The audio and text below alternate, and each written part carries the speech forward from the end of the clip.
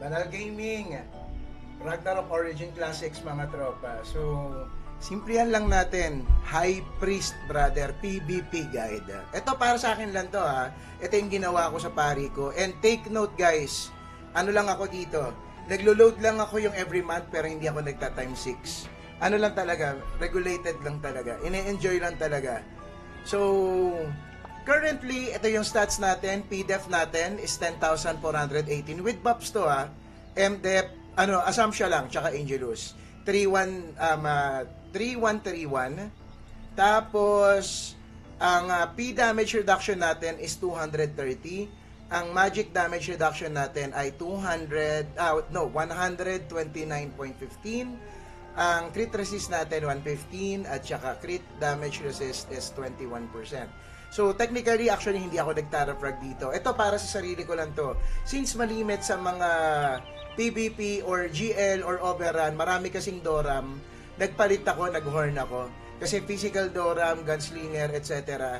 So mas more nag-focus ako doon kasi hindi tumatalab Tara frag sa Doram eh. Kasi ang Doram is hindi siya demi-human.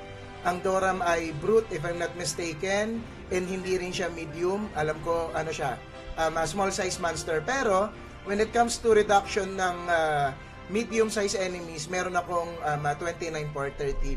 So let's go. Simulan na natin mga tol. So first, check muna natin gamit natin. Malas ako sa plus 14. Hindi ako makapag plus 15. Wala ako ma-plus 16 dyan. So pakita ko lang muna sa inyo, ito yung gamit natin. So sa una is Marduk at saka Orc Hero. Sa middle natin ay dalawang Rose Ornament.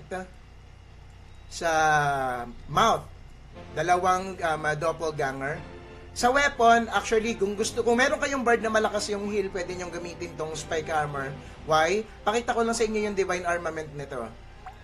Actually, meron kasi siyang crit resist plus 6. Critical damage resistance 6%.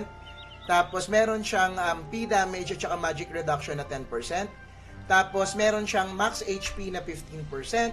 At meron din siyang crit resist plus 8 and crit damage resist plus 8%. So kung trip ninyo, mas pakunat siya. Pero may heal pa rin naman, hindi lang talaga nagdodoble because of the Deo Staff. Meron pa ring heal, kompleto pa rin, pero mas mababa lang ng onte. Pero kukunat character ninyo, go for the hammer. Actually ako, yun yung ginagamit ko kapag ka merong bard. Kapag walang bard, magpapalit ako ng Dea Staff kasi kailangan ko ng mataas na heal. Again, kanya-kanyang preference lang yan ha. Nilalaro ko either or kasi meron naman akong Dea Staff na Maelstrom Rod ha. So, dito sa armor natin, Cornotus. Sa weapon natin, Dracula at saka Golem. Dracula kasi Resu, Sanctuary, Assumption, minsan di mo na sila maikast. So, medyo mahirap. Nahihirapan talaga tayo. Kaya, mas maganda ito kasi kahit tamaan ka, tuloy-tuloy pa rin yung casting mo. Tapos, tulad ng nabanggit ko dito, kulang pa nga ako ng 2 horn. So, kulang pa ako ng plus 2 P damage reduction. Pero, meron din naman akong 2 pang Tara Frag. So, pwede ko sila ipalit anytime kapag gusto ko.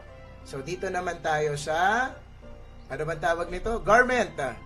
So, for the garment natin ay nakabukal tayo, 1 star pa nga lang, at saka Redrick. Tapos, dito naman ay Cut on Ninetail at saka Moonlight Flower. Tapos, for the 2 accessories, ako Holy Gloves kinuha ko. Pero parang trip ko yung yung isa, yung merong defense tsaka MDEP. PDEP tsaka MDEP. Nakalimutan ko kung yung pangalan nun eh. Basta yung accessory na yun. Pinag-iisipan ko pa ito o yun. Pero technically, Illusion card Osiris. Tapos, Spore.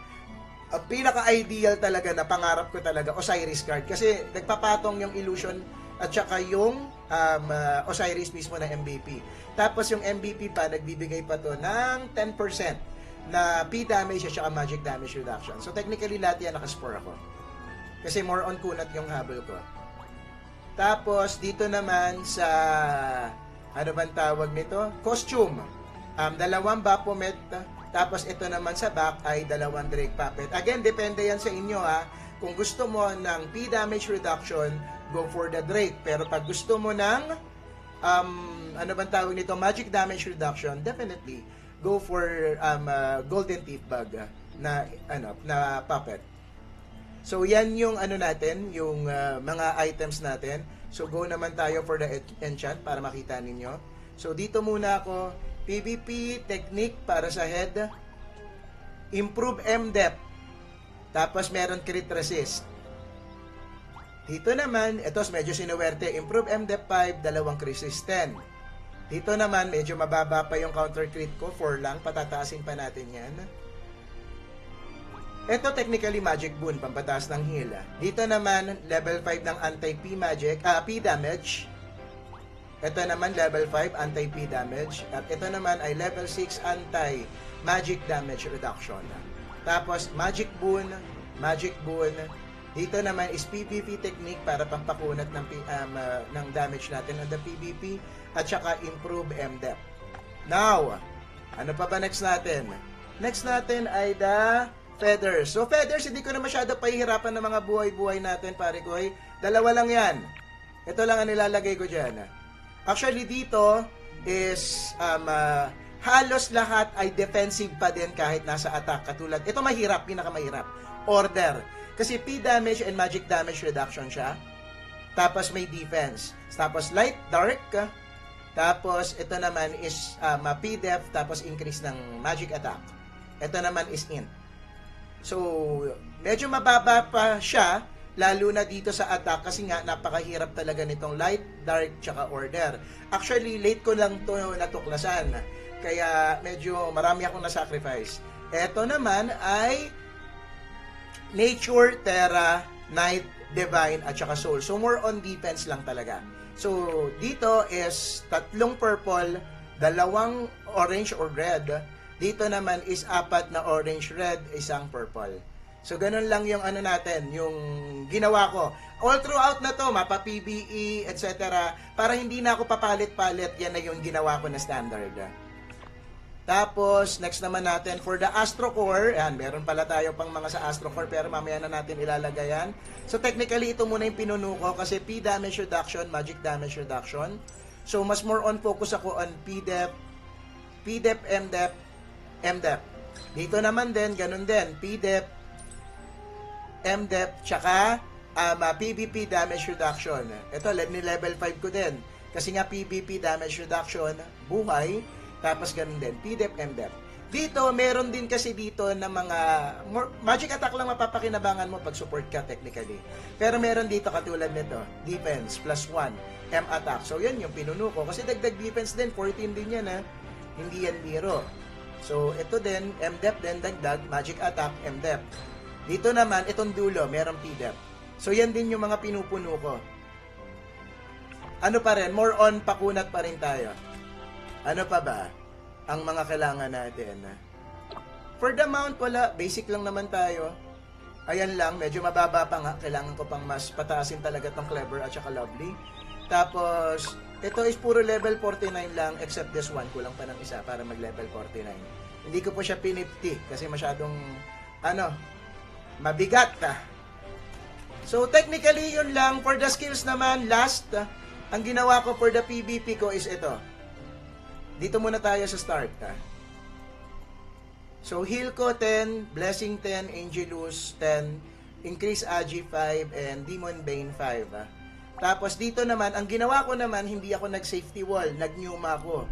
Kasi malimit sa mga GL or Imperium Overrun o kaya Dimensional Drill, hindi mawawala medyo ang GS at kung ano-ano pa. Sniper, bumalik din ngayon, malakas din ang sniper. So more on focus ako on Numa. So Numa support. Tapos ang band ko ni level 7 ko lang. Kasi mamimili ka lang kung ano ile-level 10 mo. It's either kung meditation, kung assumption, or itong band. So ang pinili ko para sa akin is the band. Kasi yung assumption is pampalaki talaga ng mga raw depth at saka M-depth. Tapos for the meditation naman is para sa pampataas ko ng heal, takbo, P damage reduction, etc. so on and so forth. So technically, yan yung ginawa ko. Para sa akin yun hindi ko alam kung tama to, pero yun yung comfortable ako na ginagawa ko. So again, kung meron pa kayong mga suggestion, questions, or anything you can comment lang po dito o kaya message nyo po yung Banal Gaming page. Again, this is Banal Gaming, Ragnarok Origin Classic.